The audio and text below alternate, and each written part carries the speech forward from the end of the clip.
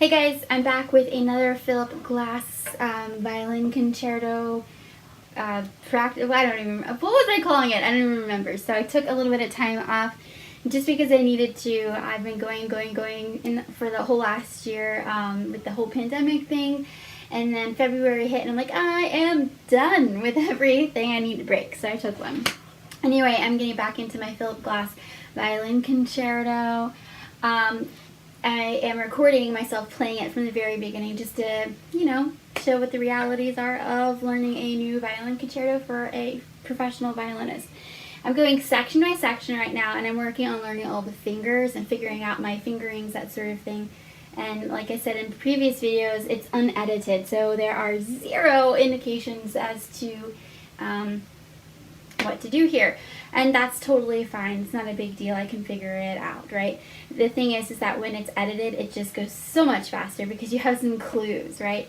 So anyway, I'm up to rehearsal mark 19 in the first movement, and I've been recording my first run through ever, so sight reading it, and then I do 5 minutes, 10, 15, that sort of thing for practicing. But to make the video just a little bit shorter, what I'm going to do today instead is do my first run through the sight reading for that section, and then I'm going to practice it for about 15 minutes, and then come back and record it again for you so you can see the difference between the sight reading and then the 15-minute run through. Okay, so section 19, I'm not going to do this for 15 minutes. It's not that difficult. So I'm here for the E. So I got 1, 2, 3, 4, 5. 1, 2, 3, 4, 5. 1, 1, 2, 3, 1. 1, 2, 3, 1, 2. Okay. So I'm going to practice that for about maybe 5 minutes, just for the rhythm with the metronome, and then I'm going to move on to the next section. So I'll see you guys back in 5. Okay guys, I'm back. I actually decided that I'm going to play this. I'm going to practice it on the camera with you guys. So I got my metronome out, and I've got 3 minutes and 25 seconds left on the timer, so let's do this. So I decided this is going to be third finger, down bow, up bow, down bow, up bow. And in this section we've got lots of time signature changes. 5, 8, 3, 4, 5, 8, 6, 8. 1, 2, 3, 4, 5. 1, 2, 3, 4, 5. 1, 2, 3, 4. 1, 2, 3. 1, 2, 3, 4, 5. 1, 2, 3, 4, 5, 6. Okay, let me see if I can actually count. 1, 2, 3, 4, 5. 1, 2, 3, 4, 5. 1, 2, 3. 1, 2, 3. 1, 2, 3, 4, 5. 1, 2, 3, 4, 5, 6. Okay, so I'm going faster. No, I'm not. That's 104. That's the tempo that's marked. 1, 2, ready, and 1, 2, 3, 4, 5. 1, 2, 3, 4, 5. 1, 2, 3, 4, 1. See, I keep trying to count up to 5 in the 3, 4. 1, 2, 3, 4, 5. 1, 2, 3, 4, 5. 1, 2, 3, 4, 2, 3. 1, 2, 3, 4, 5. 1, 2, 3, 1, 2, 3. Also known as 4, 5, 6. Let's see, how much time do I have? You should never check the time while you're doing it. Just let the timer tell you, because then you waste time. 1, 2, 3, 4, 5. 1, 2, 3, 4, 5. 1, 2, 3, 4. 1, 2, 3. 1, 2, 3, 4, 5. 1, 2, 3, 4, 5, 6. I think I did it. 1, 2, 3, 4, 5. 1, 2, 3, 4, 5. 1, 2, 3, 4. 1, 2, 4. 1, 2, 3, 4, 5. 1, 2, 3, 4, 5. 1, 2, 3, 4, 2, 3. 1, 2, 3, 4, 5. 1, 2, 3, 4, 5, 1, 2, 3, 1, 2, 3, 1, 2, 3, 4, 5, 1, 2, 3, 4, 5, 6. Okay, so I'm gonna try it now without counting aloud.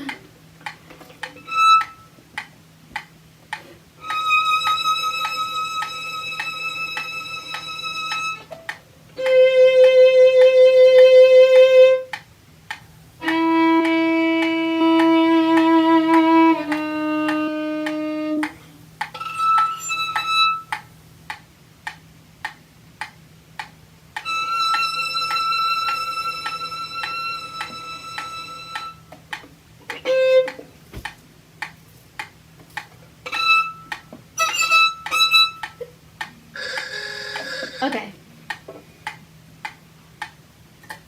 So there's my time, so let me run through it once for you without the metronome and without counting aloud.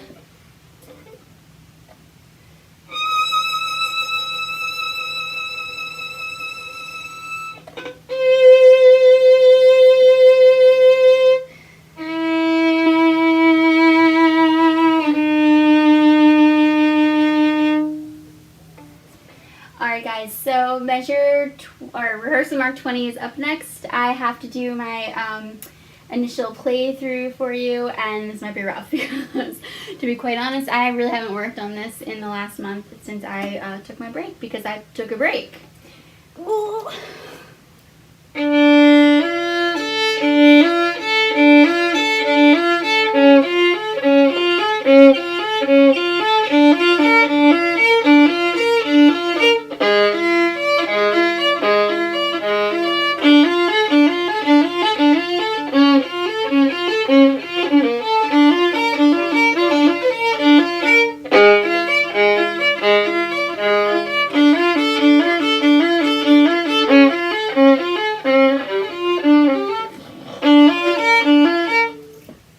Okay, good. I'm supposed to start teaching soon.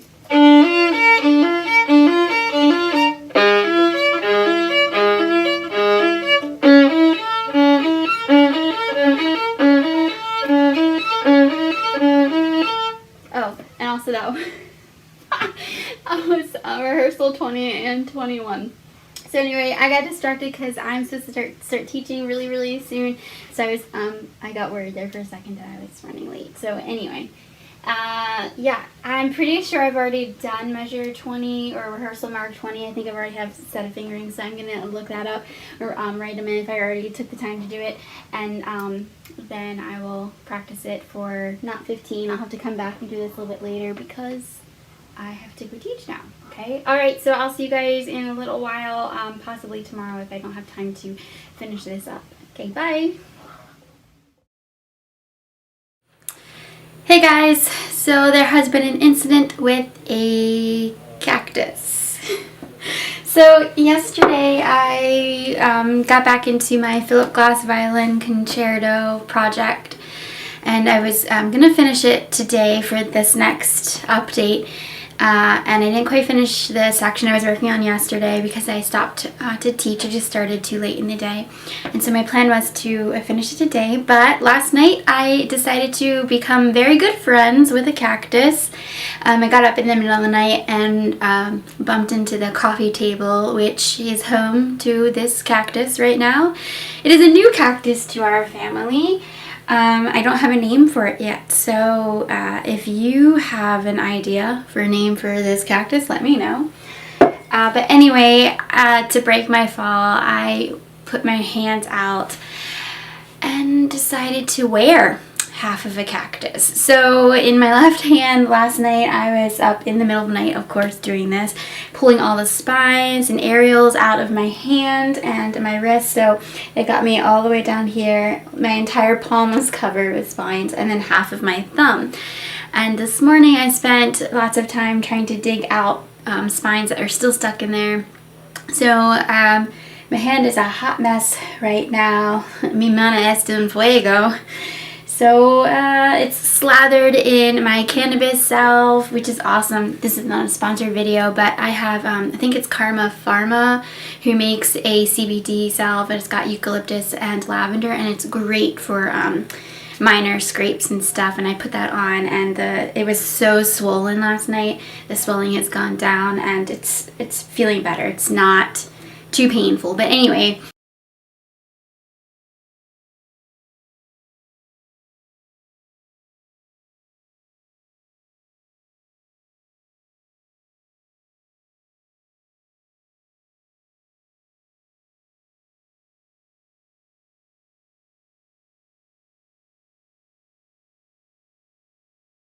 needless to say, I still have spines to dig out of my hand, so I'm not going to finish my practicing for today. I don't think I'm going to get that in. But anyway, if you have a good name for this poor cactus who has a broken arm and a lot less spines, if you have a name for it, let me know. Write it in the comments below because it needs a name. And then the other thing I wanted to talk about, I guess while I have a chance, so this is turning into Philip Glass project / vlog story time. So anyway, what I wanted to talk about was weight gain. So because of COVID and the stress, everyone has gained weight. Like, I don't know, I know very few people who have gone the other way. And it's just the stress of it, right? And so for me, I've been having some issues, like body image issues over this last year with having to film so many videos for work or being on Zoom and that sort of thing. And just, I don't like it. And it's not something I've really had issues with before. And so I must not be alone in that, right? There must be everybody else out there feeling the same way. And part of the issue is the way you look on camera, which is totally different in person. So I have discovered, like, I was feeling really bad about it, and then I discovered that when you film on an iPad or iPhone or whatever, the lens on it is actually like a fish lens, so it rounds everything out, and the closer you are to the camera, to the lens, the wider you look. So, and you know, camera normally adds, or photo adds like 10 pounds or whatever, so then it adds even more weight on that.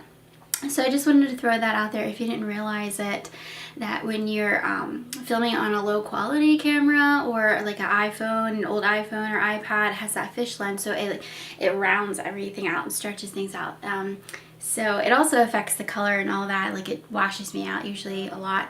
So anyway, this came up yesterday because I filmed on the iPad. It's just faster to set that up than the camera. Ideally, I would have a studio space where I could just leave the camera and not have to set it up all the time, but you know. So anyway, so today I'm actually filming on my Canon, my really good camera, instead of the iPad, and then hopefully you'll be able to see the difference of what it looks like, you know, in the iPad version from this camera version in the same video and compare. So anyway, I just wanted to put that out there for anyone else who's like struggling with body image issues right now, with everything being so online and virtual on Zoom and Skype. Does anybody use Skype anymore? I don't know. And just making videos in general, on top of the stress of the weight gain from COVID, and then having to get in front of the camera can be really vulnerable and make you think things that aren't necessarily true. So yeah, I definitely have gained 10 pounds throughout this whole thing, but it's not as bad as it looks when I use my iPad. So just so you know, you're not alone in all of that if you're also struggling with those thoughts and those ideas. Yeah, so there's that. The other thing I have to add is like, it's just stress. Like, I know so many people that have been working out a lot or changing the way they eat, and they just still can't lose it. And that's how it works for me. For weight gain, it's always stress related. It's like the cortisol. It's almost impossible to lose. So if you don't know, I'm vegan and I eat a whole food diet, a whole food vegan diet. So I'm not eating like junk food. I literally eat legumes and plants. And I do yoga every day, and over the summer I went hard. I was doing yoga every day and HIIT, so the high intensity interval training, I think is what it breaks down to, and weightlifting. I was one of those lucky people who are actually able to order and receive more hand weights. We already had some before, but I wanted heavier ones because they just weren't heavy enough for me to actually have any progress. And I did that for like 3 months and still didn't get anywhere. So you're not alone, you know. So what I've been doing that helps the most is just staying active, staying well with my eating habits, And then just doing stuff to reduce my stress. So yoga is really good for that. If you don't know who Yoga with Adrienne is, that YouTube channel, totally check it out. She puts up a YouTube video and has playlists for the entire month. So there's a video for you to follow every day. They're short. They're not overly strenuous, so if you just need some stress relief and want to get some physical activity in, check her out. She's great. She also has a paid app, which I do, which has more advanced yoga stuff on there. Yeah, with that being said, like I said, for me, the weight, it's just stress. Being active, I'm just really active, and I do work out a lot. Like before COVID happened in 2020, I was actually signed up to do yoga teacher training, you know, which you can do when you're advanced yoga practitioner. So it's not like I'm not fit. So it's just, it's tough. It really is. So everybody, you're not alone. Keep going. Yeah, so today, because I have a swollen fuego hand, I think I might just do some filling of how I get ready for spring as a violinist, and then we'll go from there. But I don't think I'm going to get any more practicing in today, maybe not tomorrow. It just depends on how long it takes me to pull all the rest of the spines out of my fingers and hands and wait for that to heal so it doesn't actually hurt. Alright guys, I will talk to you soon. Bye!